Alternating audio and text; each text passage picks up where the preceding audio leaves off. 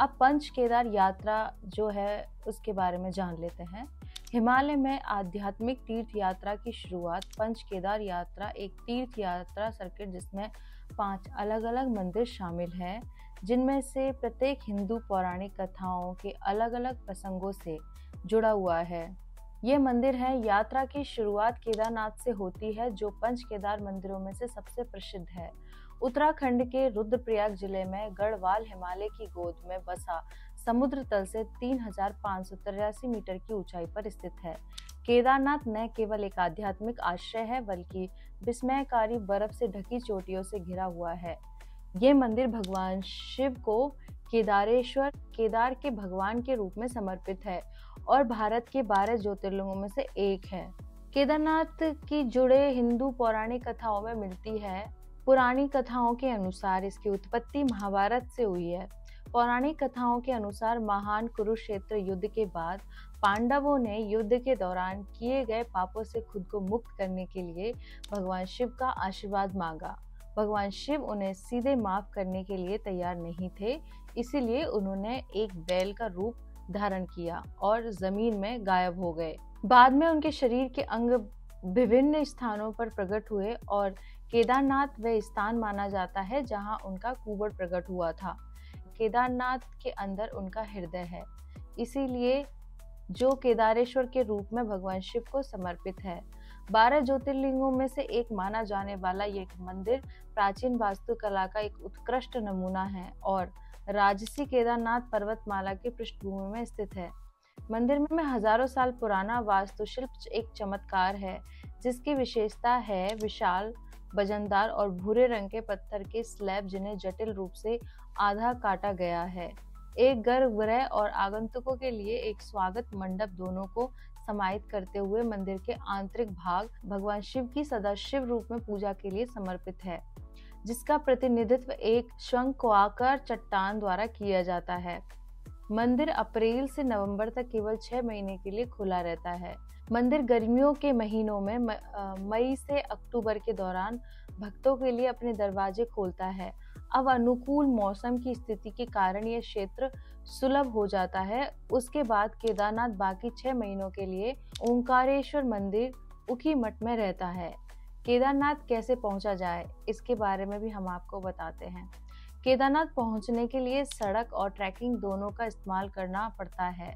यात्रा की शुरुआत आमतौर पर गौरीकुंड तक सड़क यात्रा से होती है, जो आखिरी मोटरएबल पॉइंट है। गौरीकुंड से केदारनाथ तक लगभग 16 किलोमीटर की चढ़ाई करनी पड़ती है। तीर्थ यात्री हरिद्वार या ऋषिकेश जैसे प्रमुख शहरों से गौरीकुंड पहुंचने के लिए स्थानीय परिवहन किराए पर ले सकते हैं। उत्तराखंड के रुद्रप्रयाग जिले में 3,490 मीटर लगभग 11,450 फीट की ऊंचाई पर शानदार गढ़वाल हिमालय के बीच बसा मद महेश्वर एक पवित्र स्थल है, जो हिंदू भक्तों के लिए गहरा धार्मिक महत्व रखता है। ये प्राचीन मंदिर भगवान शिव को समर्पित है, जो पंच केदार में से दूसरा है। हिंदू पौराणिक कथाओं के अनुसार यह वह स्थान माना जाता है जहाँ भगवान शिव की नाभि मध्य प्रकट हुई थी, जब वे बैल के रूप में गायब हो गए थे। यह मंदिर दिव्य ऊर्जा और ब्रह्मांडीय शक्ति का प्रतीक है, जो इस अनोखे रूप में भगवान शिव का आशीर्वाद पाने के लिए भक्तों को आकर्षित करता है। मद महेश्वर मंदिर एक पिरामिड नुमा छत वाली छोटी पत्थर की संरचना है, जो बर्फ से ढकी चोटियों से घिरे एक शांत घास के मैदान में स्थित है। मंदिर के भीतर नाभि के आकार के लिंगम के रूप में भगवान शिव की मूर्ति स्थापित है। गर्भगृह से आध्यात्मिक आभा निकलती है, जो इसे ध्यान और प्रार्थना के लिए एक आदर्श स्थान बनाती है। मद महेश्वर की यात्रा सिर्फ तीर्थ यात्रा नहीं है, यह आश्चर्यजनक परिदृश्य और चुनित इलाकों से होकर गुजरने वाली एक यात्रा है। तीर्थ यात्री एक ऐसे ट्रैक पर निकलते हैं जो उन्हें घने जंगलों, अल्पलाइन घास के मैदानों और क्रिस्टल क्लियर धाराओं से होकर ले जाता है।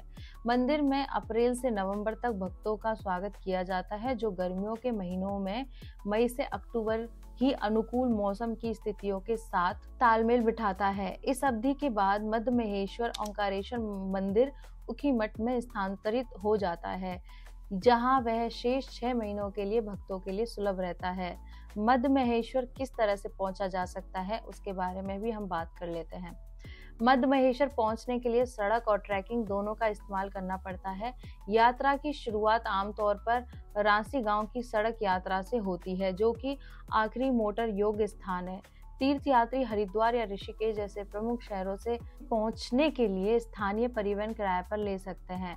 मध्य महेश्वर की यात्रा आमतौर पर ऊखीमठ शहर से शुरू होती है, जो रांची के 18 किलोमीटर दूर है। रांची के ये लगभग 24 किलोमीटर की दूरी तय करता है, जो कि गोंडार और बटोली जैसे सुरम्य गांवों से होकर गुजरता है। यह रास्ता रोडोडेंड्रॉन के जंगलों से घिरा हुआ है, जो खिलने के मौसम में रंगों की बौछार प्रदान करता है। रास्ते में ट्रैकर्स को चौखंबा, केदारनाथ और नीलकंठ चोटियों के मनोरम दृश्य देखने को मिलते हैं। उत्तराखंड के रुद्रप्रयाग में गढ़वाल हिमालय की लुभावनी पहाड़ियों में बसा तुंगनाथ दुनिया का सबसे ऊंचा शिव मंदिर है। तुंगनाथ ट्रैकिंग मार्ग हरे भरे घास के मैदानों और रोडोडेंड्रॉन के घने जंगलों से होकर गुजरता है और राजसी, चौखंबा और केदारनाथ पर्वतमालाओं सहित आसपास की चोटियों के मनोरम दृश्य प्रस्तुत करता है। 3680 मीटर लगभग 12,073 फीट की ऊंचाई पर स्थित है। तुंगनाथ धार्मिक महत्व बहुत अधिक है, क्योंकि यह पंच केदार में तीसरा केदार है, जो गढ़वाल क्षेत्र में भगवान शिव को समर्पित 5 पवित्र मंदिर है। हिंदू पौराणिक कथाओं के अनुसार भगवान शिव ने बैल का रूप धारण करने के बाद तुंगनाथ में अपनी भुजाएं प्रकट की थी। मंदिर को एक पवित्र स्थान माना जाता है, जहां दिव्यता हिमालय के आसपास के प्राचीन सौंदर्य विलीन हो जाती है। इसकी वास्तुकला की बात करें तो तुंगनाथ मंदिर आकार में छोटा होने के बावजूद एक विशिष्ट वास्तुकला का दावा करता है, जो इसके प्राकृतिक परिवेश के साथ सामंजस्य स्थापित करता है। नागर शैली में निर्मित मंदिर की संरचना पत्थर से बनी है और ऊंचे पहाड़ों की पृष्ठभूमि में स्थित है। गर्भगृह में भगवान शिव की काले पत्थर की मूर्ति के रूप में देवता विराजमान है। तुंगनाथ के समीप चंद्रशिला का मंदिर है, जो मुख्य मंदिर से थोड़ी ही दूर पर है। चंद्रशिला, जिसका अर्थ है चंद्रमा की चट्टान, हिमालय की चोटियों के मनोरम दृश्य प्रस्तुत करता है। तुंगनाथ मंदिर में अप्रैल से नवंबर तक विशेष रूप से भक्तों का स्वागत किया जाता है, जो गर्मियों के महीनों में मई से अक्टूबर की अनुकूल मौसम स्थितियों के साथ ही संरक्षित होता है।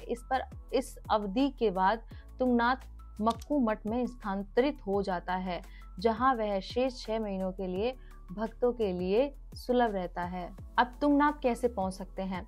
यात्रा आमतौर पर हरिद्वार या ऋषिकेश से शुरू होती है, जहां से तुंगनाथ के बेस कैंप चौपता तक पहुंचने के लिए टैक्सी किराए पर ली जा सकती है। तुंगनाथ की यात्रा चौपता से शुरू होती है, जिसे अक्सर उत्तराखंड का मिनी स्विट्जरलैंड कहा जाता है। चौपता से एक अच्छी तरह से चिन्हित ट्रैकिंग मार्ग तुंगनाथ की ओर जाता है, जो मनमोहक घास के मैदानों और घने जंगलों के माध्यम से एक सुंदर चढ़ाई प्रदान करता है। इस तरह से हमने आपको केदारनाथ के 3 पंच केदारों के बारे में बताया है। बाकी के हम केदारों के बारे में अगले वीडियो में डिस्कस करेंगे, तो बने रहिए हमारे साथ और बोलिए ओम नमः पार्वती पतये हर हर महादेव।